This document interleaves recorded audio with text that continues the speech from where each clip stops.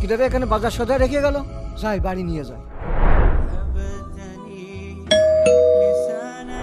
ও তার মানে রবুল ভাই লুকিয়ে লুকিয়ে সবার বাড়ি খাবার দিয়ে বেড়াচ্ছে। কিরে খাবার রেখে গেল কিডা? রবুল ভাই। কি হয়েছে ভাই? ভাই তাহলে আপনি সবার বাড়ি লুকিয়ে লুকিয়ে খাবার দিয়ে যাচ্ছেন? হ্যাঁ ভাই। আপনি সবার বাড়ি খাবার দিবেন আর ভিডিও করবেন, তাহলে তো এক ঢেলে দুই পাখি মারা হয়ে যায়, আপনি ভাইরাল হয়ে যাবেন। কিন্তু লুকিয়ে খাবার দিচ্ছেন কেন? ভাই তাহলে শোনো, আমি মানুষকে খাবার দিতে গেলে এই ওই দেখ বুড়ো। বাদ দে তো, এদিক খেয়াল কর। সি সি সি সি সি সি সি সি সি, এরা রোজার মাসে ওইসব বন্ধ করছে না। এই যাও এখান থেকে, খালি ডিস্টার্ব করে।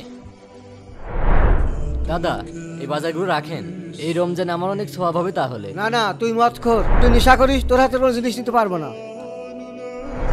ভাই এই বাজারগুলো নেবেন, তাহলে এই রমজানে আমার অনেক স্বভাব হবে। তুমি এলাকার মধ্যে সব থেকে খারাপ ছেলে, তোমার হাতের কোনো কিছু নিব না আমি।